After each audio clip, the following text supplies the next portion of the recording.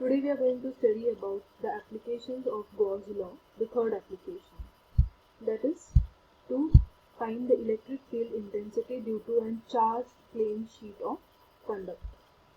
So suppose this is a plain sheet of conductor which is charged to positive.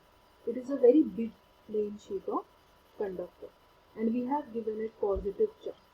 Now we have to find the electric field intensity at point P. So to find the electric field intensity, we have seen that we use 5 steps. First step is finding the charge distribution, define what is the charge distribution, then assume a Gaussian surface, then find the closed integral E ds cos theta, that is step 3. In step 4, using Gauss law, find the value of flux, and in step 5, equate the values of flux that you get from step 3 and step 4.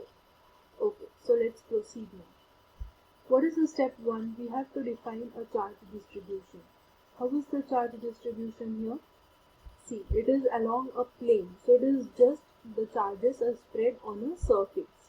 So we can say that it is a surface charge distribution. So let us define sigma to be the surface charge density.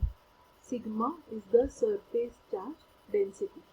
So sigma is equal to the number of charges upon the area. So we can say that sigma is equal to Q upon A. What is sigma? Sigma is the surface charge density. Okay. Now we have to imagine a Gaussian surface. So suppose the Gaussian surface is in form of a cylinder such that it passes through this plane sheet and it also passes through this point P. Okay. Now P is at a distance r from the plane sheet. This Gaussian surface is at a distance r on the other side also. So the total length is going to be 2r. The length of this Gaussian surface is 2r. And let the cross-sectional area be A. This cross-sectional area is A. So we have assumed a Gaussian surface which is in form of a cylinder. The length is 2r and area of cross section, this area of cross section is A.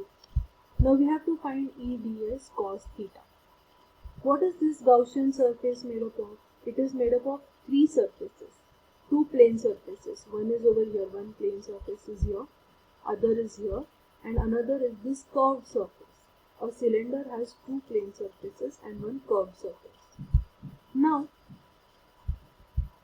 if we consider the curved surface, area, a small area element on the curved surface, the electric field intensity is directed like this, area vector is directed like this, the angle between ds and E is 90.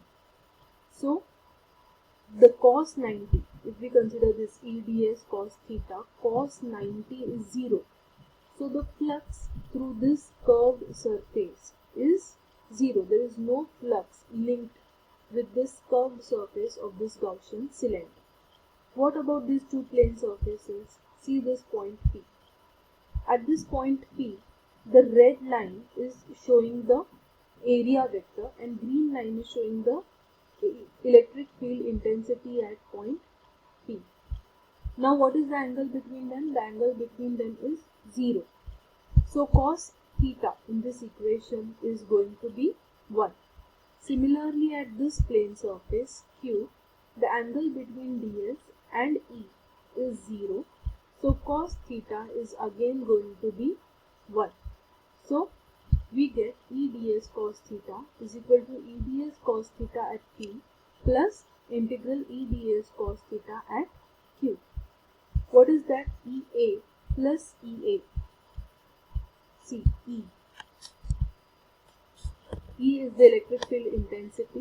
Since Q is also at a distance r from the plane sheet and P is also at a distance r from the plane sheet, the electric field intensity at both the points is same, that is E.